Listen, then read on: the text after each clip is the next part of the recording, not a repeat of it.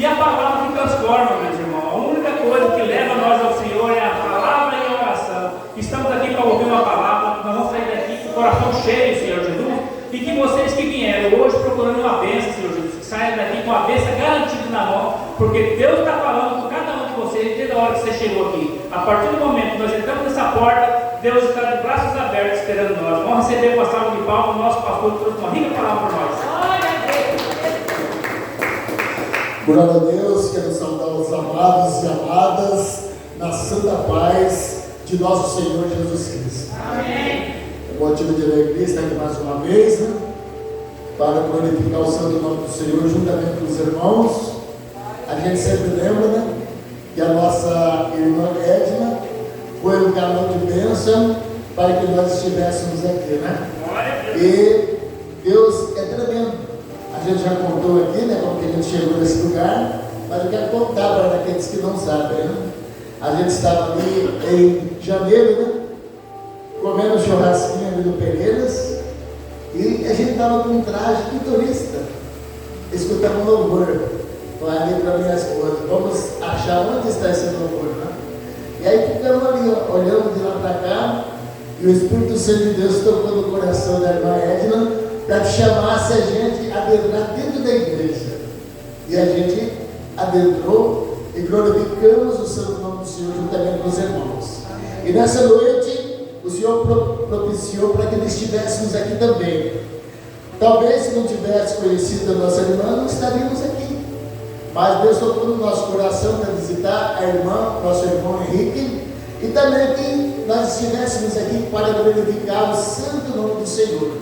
Na verdade, a gente nem sabia que teria culto hoje, mas estamos aqui, amados. Eu quero começar a falar de Deus lá no livro de João 4. João 4, 24. Louvado seja o santo nome do Senhor. João 4, 24. Tem muitos pregadores, não sou nem pregador, eu sou uma pessoa que gosta de meditar na palavra de Deus. E Deus me usa da maneira que Ele quer. Quando eu estou aqui na frente, que eu venho diminuir, mas que o Senhor venha agigantar na minha vida e através da minha vida para abençoar a minha vida e a sua vida. Então aqui estamos. A palavra de Deus diz assim, na minha tradução: Deus é Espírito, e importa que os que o adorem em Espírito e em verdade. Eu creio que eu e você estamos aqui para adorar esse Deus maravilhoso. E eu creio que eu e você temos a certeza que o Senhor, o Espírito de Deus, se encontra neste lugar. Porque a palavra de Deus é que garante isso. Onde tiver 2 ou 3, invocando o santo nome do Senhor, ali Ele se faz presente. Podem sentar, amados, glorificando, exaltando o santo nome do Senhor. O Senhor, quando a nossa irmã pediu para que estivesse, se eu podia trazer a palavra, o Senhor me deu uma palavra. Chegando aqui, ouvindo a irmã cantar, Deus me levou também lá em outro lugar. Então eu quero meditar na primeira palavra que Deus me deu e também na segunda que Ele me deu aqui. Amém? Amém. A primeira palavra que Deus me deu, ela está em 2 Samuel, capítulo de número 6. Aqui nós estamos aqui para adorar nosso Deus em espírito e verdade. Esse Deus, quando você adora, algo grandioso e tremendo começa a acontecer na minha vida e na sua. Quando a gente fala Espírito Santo, tu tens liberdade na minha vida e neste lugar, Ele já está pairando neste lugar, já está acontecendo milagre, se você crê, porque a palavra do meu Deus diz que tudo é possível ao que crê. Oh, glória! Amém? A palavra de Deus diz assim, amados, está no livro de 2 Samuel, capítulo 6, a partir do verso de número 1. E tornou Davi a ajuntar todos os escolhidos de Israel em número de 30.000. E levantou-se Davi e partiu com todo o povo que tinha consigo para Baal ali de Judá, para levarem dali para cima a arca de Deus, sobre a qual se invoca o nome do Senhor dos Exércitos. É esse mesmo Deus que estamos aqui a adorar hoje, o Senhor dos Exércitos. Continuando aqui, que se assenta entre os querubins, e puseram a arca de Deus em um carro novo, e a levaram da casa de Abinadab, que está em Gibeá, e Uzá e Aiô, filhos de Abinadab, guiavam o carro novo, e levando-o da casa de Abinadab, que estava em Gibeá, com a arca de Deus, Aiô ia adiante da arca. E Davi e toda a casa de Israel festejavam perante o Senhor, com toda sorte de instrumento, de pau, de faia, como também com harpa e com saltérios, e com tamborins, e com pandeiros, e com símbolos. E chegando à eira de Nacon, estendeu Uzá a mão, a arca de Deus, e pegou nela, porque os bois a deixavam pender. Então a ira do Senhor se acendeu contra Uzá, e Deus o feriu ali, por esta imprudência, e morreu ali junto à arca de Deus. Amém? Glória a Deus. A maioria dos amados conhece essa palavra. Davi, o homem segundo o coração de Deus, reuniu mais de 30 homens para o quê? Buscar a arca da aliança, que representava o quê? A presença de Deus. Porém, meus amados, a gente observa o seguinte: essa arca ela ficou na casa de Aminadab por 20 anos. Ficou lá, eu creio que num canto onde ninguém adorava o Deus verdadeiro. Ficou esquecido. E aí, eu creio que Davi, apesar de ser segundo o coração de Deus, ele foi na empolgação, ali na vontade de empolgação de buscar a arca da aliança, que representava o quê? A presença de Deus. E ele reuniu, que conforme disse a palavra, 30 mil homens, e chegaram até aí cantando, louvando. E aconteceu o quê? E carregando a arca, Aiô e Uzá, eu creio que outras pessoas, o que aconteceu? Uzá, na sua boa vontade, ele foi pegar a arca para que não caísse. Os bois tropeçaram e ele foi pegar a arca para que não caísse. Foi uma boa ação que ele tentou fazer, sim. Ele não queria deixar a arca do Senhor que caísse no chão. Aí a pergunta que nós precisamos meditar, que Deus fala conosco nessa noite: estavam carregando a arca que representa a presença de Deus da maneira correta? Da maneira que Deus tinha orientado? Não, meus amados, não estavam carregando a arca que representa a presença de Deus da maneira correta. Lá no passado também, antes, estava o que acontecendo? Mais de 20 anos, a arca de Deus, que representava a presença do Senhor, abandonada. Pessoas sem a presença de Deus. Deus fala comigo, contigo nessa noite: a minha presença é importante na sua vida, a minha presença faz a diferença na tua vida, a minha presença. Oh, que basurianda, bacana, louvado seja o nome do Senhor. Então Uzá foi fulminado, ainda que ele queria o quê? Fazer algo bom. Mas nós devemos fazer algo da maneira correta para Deus. E o que aconteceu quando Davi viu aquilo acontecer? Ele ficou com medo de levar a arca do Senhor para Jerusalém. Então ele falou: vamos deixar essa arca na casa de Obed-Edom.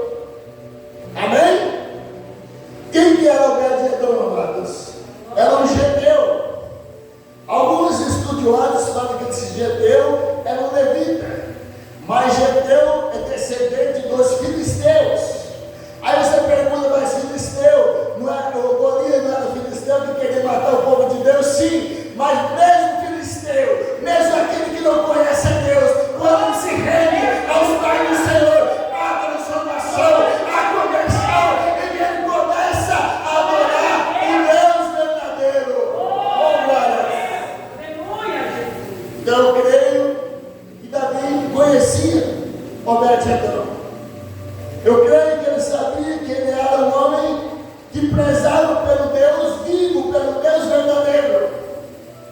E aquela arca ficou na casa de Obed-Edom. Aí agora você vai começar a ver a diferença.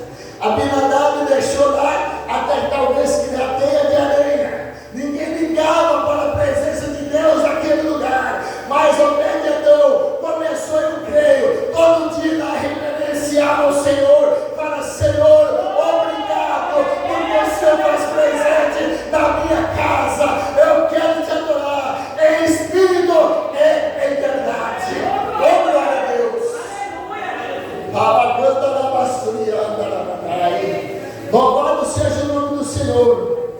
Aqui verso 8. E Davi se contristou, porque o Senhor abrira rotura em Uzá, e chamou aquele lugar de Pérez-Uzá. Pérez-Uzá significa ruptura, até o dia de hoje. E temeu Davi ao Senhor naquele dia, e disse: como virá a mim a arca do Senhor? Ou seja, ele começou a refletir. Muitas vezes, quando eu não consulto Deus da maneira certa, Deus permite acontecer algo para que eu possa falar com Deus da maneira certa. Fala: Senhor, eu não entendi, eu não enxerguei da maneira certa, mas eu quero entender a tua palavra. Eu quero enxergar não com meus olhos naturais, mas eu quero enxergar com teus olhos o que tu queres para a minha vida e através da minha vida. Oh, glórias! E aí, amado, você vai ter que ir lá, futuramente, Davi entendeu qual era a maneira correta de buscar a arca da aliança, que representava a presença de Deus. Mas antes disso, ficou lá na casa de quem? De Obed-Edom, aquela arca. Eu creio que ele, pastor, e a sua esposa começaram a adorar o Deus vivo, começaram a glorificar o santo nome do Senhor. E a palavra de Deus diz que ficou 3 meses na arca. Em 3 meses, Deus fez algo grandioso na vida de Obed-Edom, da sua família, abundou em todas as áreas da sua vida. Oh, glórias! Esse mesmo Deus se faz presente neste lugar. Ele fala comigo, contigo. Eu só quero que você faça da maneira correta. E eu sou o professor dos professores. Eu sou o mestre dos mestres. Eu quero te ensinar. Eu quero falar contigo. A pergunta que Deus faz para mim e para você: tu queres a minha presença na tua vida? Oh, glórias! Quando a presença de Deus está na minha vida e na sua, acontece cura, acontece libertação, acontece salvação. Aquilo que é impossível para mim e para você já não vai ser mais impossível, porque é Deus que vai agir por mim e por você. Oh, glórias! Alguém pode arrumar uma aguinha, por gentileza? Aqui Deus me faz lembrar de Josafá. Deus um dia falou: você não precisa pelejar, porque essa peleja é minha. Mas ele fez o quê? Convocou o povo para adorar a Deus, convocou o povo para jejuar, convocou o povo para glorificar o santo nome do Senhor.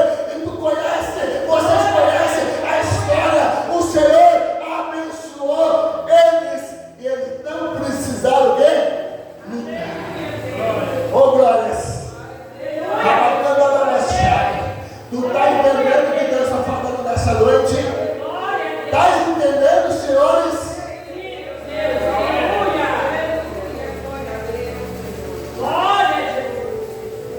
Obed-Edom e sua família foi grandiosamente abençoado em todas as áreas.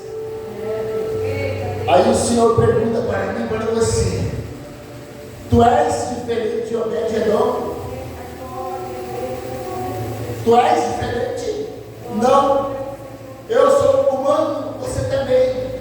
Talvez exista algo diferente na adoração que fazemos ao nosso Deus.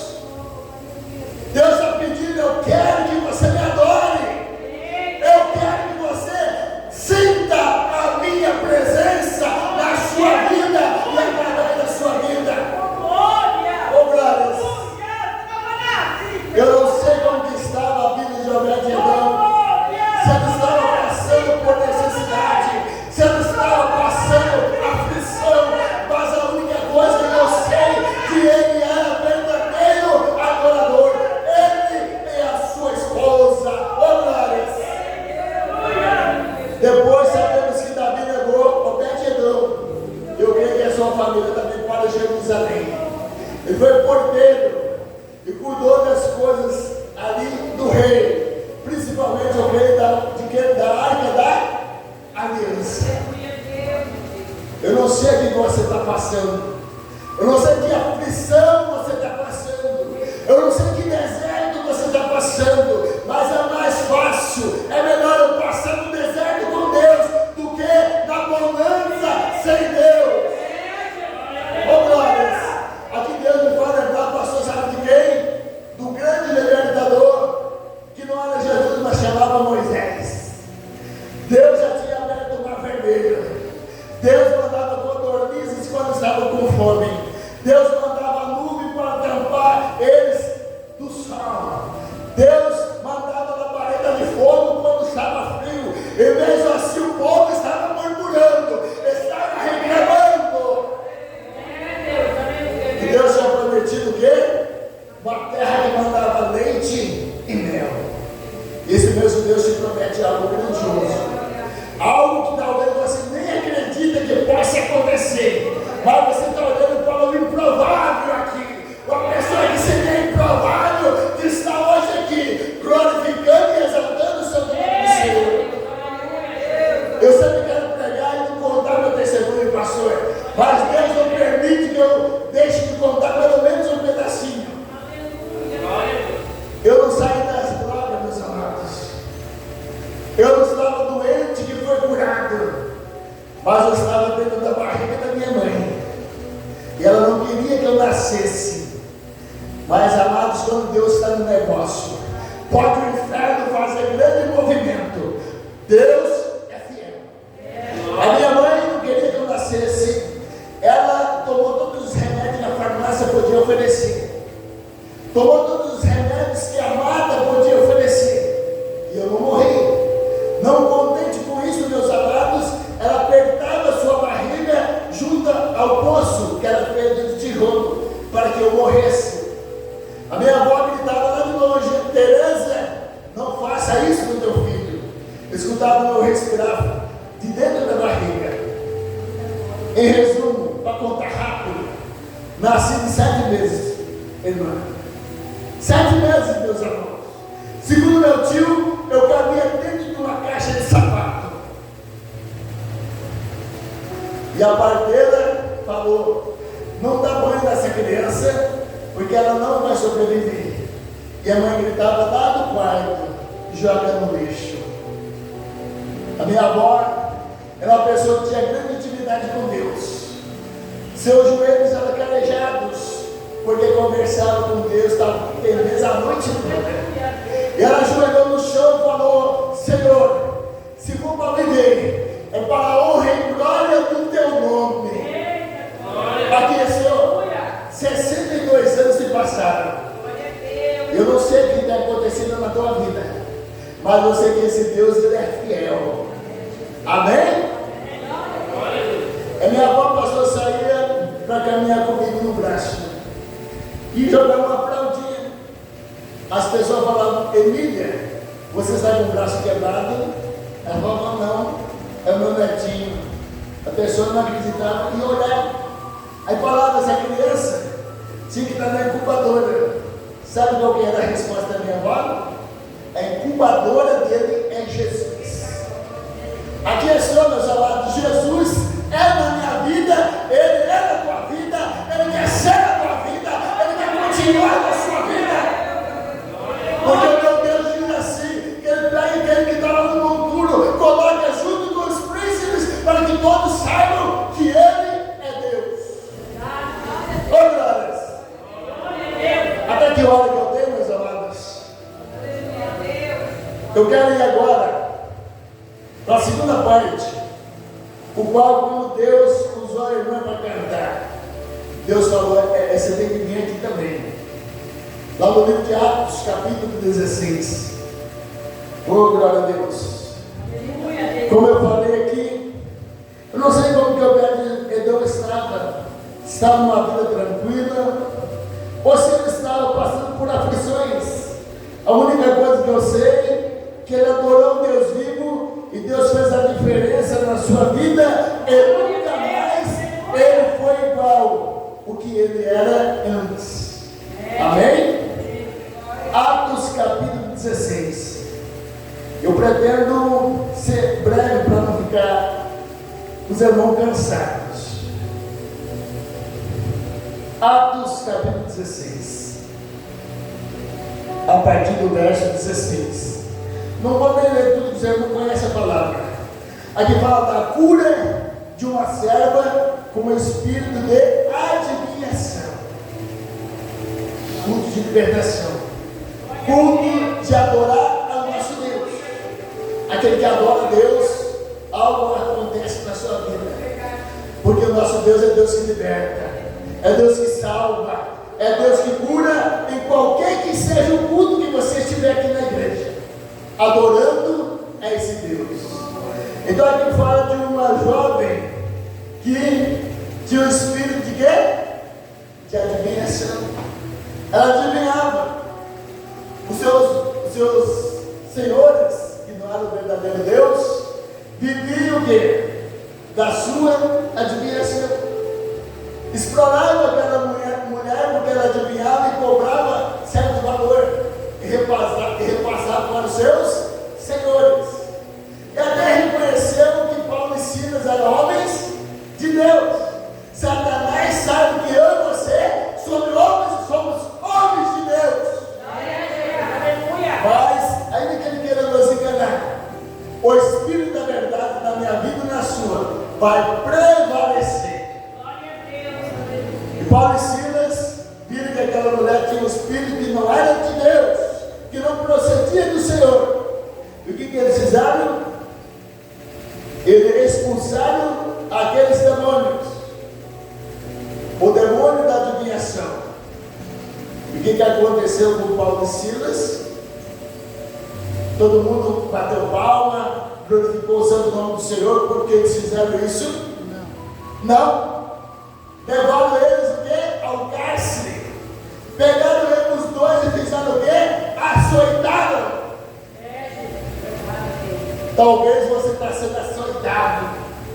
Talvez você está passando por dificuldade que você clama ao Senhor, fala: Senhor, não aguento mais, Senhor.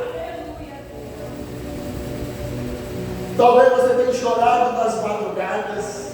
Talvez você tenha chorado durante o dia quando ninguém vê. Mas aquele que tudo vê, o Deus Todo-Poderoso, está vendo. Está vendo. Paulo e Silas, pastor, tinha tudo para murmurar, tinha tudo para reclamar: Deus me abandonou, ainda que eu estava trabalhando para Ele, ainda que eu estou aqui fazendo a obra do Senhor, querendo ganhar almas para Deus, ainda que Deus tenha me usado para libertar almas, mas eu estou apanhando, eu estou sendo chicoteado, eu estou sendo amarrado junto a troncos. Mas eles fizeram o quê? Murmuravam? Reclamavam? Não, meus amados. Começaram a adorar o Deus Todo-Poderoso. Começaram a cantar. Que eu creio que aquele povo que estava preso ali próximo dele, nos cárceres, começaram a ouvir aquele louvor. Eu creio que o Senhor começou a falar com aquelas pessoas. E Deus mandou um anjo para que fizesse um grande terremoto naquele lugar. Deus está fazendo terremoto aqui nesse lugar, para levantar, para salvar, para curar, para fazer algo grandioso e tremendo na sua vida. Se você crê. Glória a Deus. Então aquela cadeia, aquela prisão, houve um terremoto, onde todos aqueles que estavam presos foram o quê? Livres, foram libertos. E aqui diz que o carcereiro ficou tão aflito, tão nervoso, pensou: todos fugiram, e eu vou morrer, porque vão me matar, porque eu tenho que dar conta dos prisioneiros, aqueles que estavam sob a minha responsabilidade. Mas os prisioneiros fugiram? Não. Paulo falou: estão todos aqui. Aí ele reconheceu que aquele povo, que Paulo e Silas principalmente, tinha um Deus diferente. Esse Deus é o Deus que criou o céu, a terra e o mar. É esse Deus que fez você a sua imagem e semelhança. É esse Deus que quer estar na minha vida e na sua vida, na sua família. Talvez você já falou: Senhor, eu tenho orado tanto por uma vida, talvez pela vida do meu filho, a vida da minha filha, talvez pela vida do meu esposo, talvez pela vida da minha esposa, talvez pela minha parentela. Eu já não tenho mais esperança, mas o Senhor é a esperança. O Senhor é Ele que faz, Ele que dá a última palavra. Não é o juiz terreno que dá a última palavra, é o Senhor que dá a última palavra. Pode alguém ter desenganado, pode o juiz terreno falar: não tem mais jeito, pode o médico falar: não tem mais jeito, vai para a tua casa para morrer. Mas o Senhor fala: não, eu que entro nesse negócio, vai viver. Como falaram, você vai morrer, joga no lixo. Mas Deus falou: não, quem dá vida sou eu, quem transforma sou eu, quem emenda ossos sou eu. Se você passar a mão na cabeça, tem alguns sinais de fratura, mas está tudo perfeito, está tudo emendadinho, tudo abençoado. E um dia essa mesma mulher chamada Tereza, que era minha mãe, olha o nome dela, Terezinha de Jesus. Ainda que ela não soubesse, ela era carneira de Jesus, até no nome. E ela, antes de falecer, aceitou Jesus. E quando ela morreu, eu fui lá no velório, lá em Cuiabá, e fiz o culto fúnebre. E falei para várias pessoas que estavam ali sobre Jesus. Esse Jesus que salva e liberta. Esse Jesus que para ele não tem impossibilidade. Ele exatamente age quando ninguém pode fazer. Quando é impossível para o ser humano, aí que é possível para ele. Quem acredita nessa palavra de Deus? Tem mais alguém que acredita nessa palavra de Deus? Glória a Deus. Então, a minha mãe, quando estava boa, que vinha me visitar, ela tinha orgulho de falar: o meu filho é um pastor. E nunca esqueço, certo dia ela veio em Campo Grande, falou: meu filho, vamos lá na loja. Você pode escolher qualquer tema que você quiser para pregar a palavra de Deus. Então Deus faz coisas grandiosas, amados. Eu era a pessoa que tinha tudo para guardar mágoa no meu coração, para guardar raiva da minha mãe. Talvez tenha pessoas aqui que têm mágoa, talvez tenha pessoas aqui que têm raiva, tristeza no coração. Deus fala comigo e contigo: arranque isso do teu coração, porque isso está impedindo as bênçãos do Senhor recair sobre a tua vida. Quando você arrancar isso do teu coração, vai acontecer que nesse copo d'água eu estou bebendo, ele está ficando o quê? Vazio. Quando eu tiro o meu eu e jogo fora, vai sobrar espaço para o Espírito Santo de Deus operar e fazer coisas grandiosas. Aleluia, Deus. Eu creio. Glória a Deus. Meu marido, certa pessoa deve estar falando, é um homem terrível. Eu tenho orado, mas nada acontece. Continue orando. Meu filho não tem mais jeito. Continue orando. Não desfaleça. Faça que nem aquela viúva que foi lá para que o rei julgasse a tua causa. Lucas 18.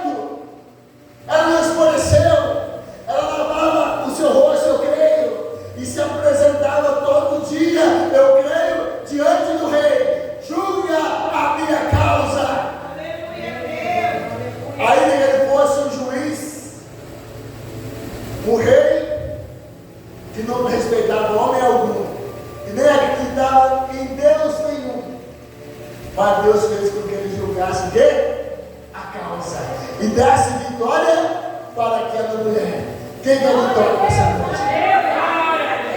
Se coloca em pé, em nome de Jesus.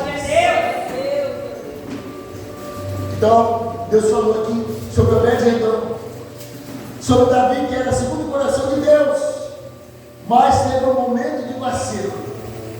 Eu posso estar buscando o Senhor todo dia, mas o momento de bobeira que eu faço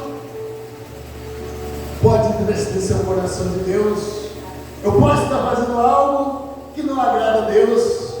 Por isso eu falo, eu tenho que ser salvo todo dia, dia a dia. Deus já me salvou quando eu falei, Jesus, eu quero o Senhor na minha vida, mas Ele quer continuar que eu seja salvo em você. Todo dia você tem que buscar a salvação, todo dia você tem que buscar libertação. Porque tem pastor, tem bispo, tem apóstolo, mas já sou salvo, eu não preciso de ser salvo, eu não preciso de libertação. Todos os dias eu preciso de ser liberto de algo que impede que eu ande da maneira correta diante de Deus. Oh, glórias! Coloca a mão no teu coração. E se você crer, repita comigo: Senhor Jesus, eu quero de todo o coração o Senhor na minha vida, na minha casa, na minha família. Senhor, eu preciso enxergar da maneira que Tu enxergas. Eu quero ouvir somente a Tua voz, que eu não venha ser enganado pela voz do inimigo, mas que eu possa escutar somente a Tua voz. Glória a Deus. Fecha teus olhos agora. Papai do céu, eu quero Te agradecer, meu Pai. Eu sou pequenino, Senhor, que nem o vestido de Jacó, mas eu sei que Tu és grande, grandioso, que o Senhor coloca a terra na palma das Tuas mãos, todos os mares, e ainda sobra espaço.